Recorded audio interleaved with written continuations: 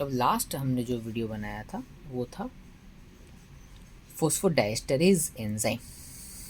तो ये जो हमारा कंपाउंड है वो है साइक्लिक एएमपी। वो तीन चीज़ से बना है, नाइट्रोजन बेस, शुगर और फॉस्फेट। और फॉस्फेट जो इस शुगर पे अटैच होता है वो यहाँ पे 1 2 3 4 और 5, तो 3 डेज और 5 डेज कार्बन पे अटैच होता है दोनों फॉस्फोडाइस्टर बॉन्ड के साथ। अब ये फॉस्फोडाइस्टर बॉन्ड को हमको वाटर का एनर्जी यूज़ करके, वाटर के साथ मिक्स करके हमें इसे तोड़ना है।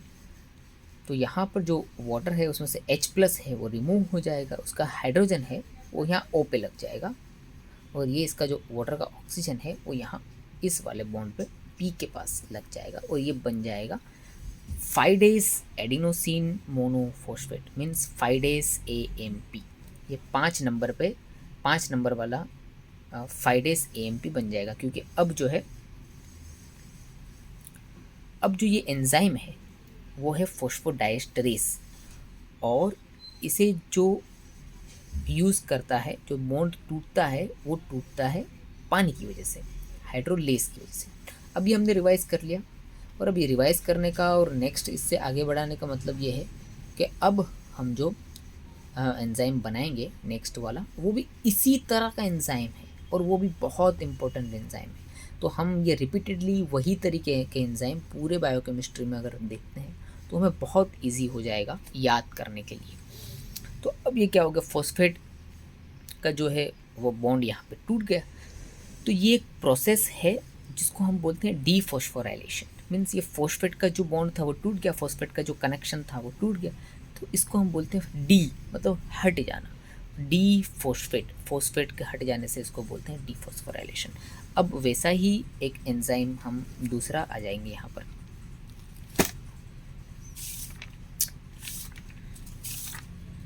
ठीक है, अब ये देखिए, ये भी एक न्यूक्लियोटाइड है, लेकिन ये न्यूक्लियोटाइड है एटीपी।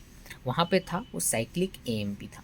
अब यहाँ पे जो है ये एडिनोसिन है, जो है नाइट्रोजनस बेस, यहाँ पे शुगर है, और यहाँ पे फॉस्फेट है, और यहाँ पे 3 फॉस्फेट है। ये देखिए, ट्राई फॉस्फेट, 3 फॉस्फेट, एक फॉस्फेट ये, एक फॉस्फेट ये, और एक फॉस्फेट ये। अब यहाँ पे भी हमें क्या करना है, वही काम करना है, डीफॉस्फोराइलेशन। ठीक है, तो हम यहाँ पे भी वही डीफॉस्फोराइलेशन, हम एटीपी की वजह से, अरे हाइड्रोजन की वजह से, पानी की वजह से हम उसे तोड़ेंगे। तो ये वाला एग्जाम भी जो हो जाएगा वो हाइड्रोलेज हो जाएगा। तो अब यहाँ पे जो एंजाइम का नाम है वो एटीपेज बनता है।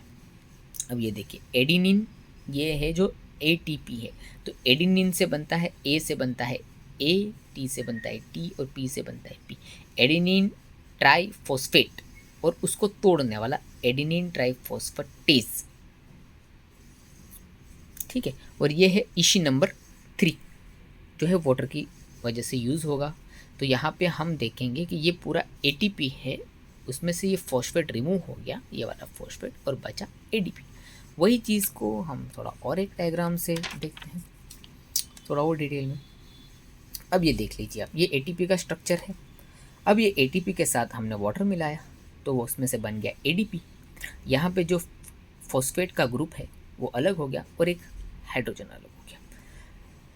तो अब यहाँ पे जो एटीपी है वो करेंसी है, पैसा है। अब वो पैसा बायोकेमिस्ट्री में बहुत यूज़ होता है, इसलिए हम इस चीज़ को एस्टर, डायस्टर, फॉस्फोडाइस्टर और अब इसे तोड़ रहे हैं। ये चीज़ अगर आपके दिमाग में बैठ गई तो अभी बहुत हमें पीछे इसके रिएक्शन करने हैं, और सब एक ही तरह के रिएक्शन। अब यहाँ पे जो है हमने जो एंजाइम का नाम है वो है, ये जो स्ट्रक्चर है वो ग्लूकोज है, और वो ग्लूकोज को इस 6th कार्बन के ऊपर ये फॉस्फेट जुड़ा हुआ, तो ये बन गया ग्लूकोज 6 फॉस्फेट, सॉरी, ये जो स्ट्रक्चर है वो है एटीपी। ठीक है, अब ये जो एटीपी है,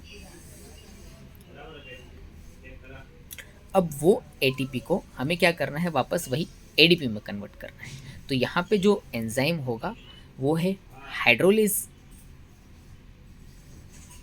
वाटर यूज़ होगा इसलिए वो है हाइड्रोलेज, और इसका नाम है EC3। और यहाँ पे भी वैसे ही वो फॉस्फेट हट जाएगा, इसलिए वो बन जाएगा डीफॉस्फोराइलेशन। और फ्यूचर में हम इसी चीज़ को फार्मेक में सल्फोनाइल यूरिया ग्रुप का मैकेनिज्म ऑफ एक्शन और पेंटोप्राजोल का मैकेनिज्म ऑफ एक्शन समझने के लिए यूज़ करेंगे।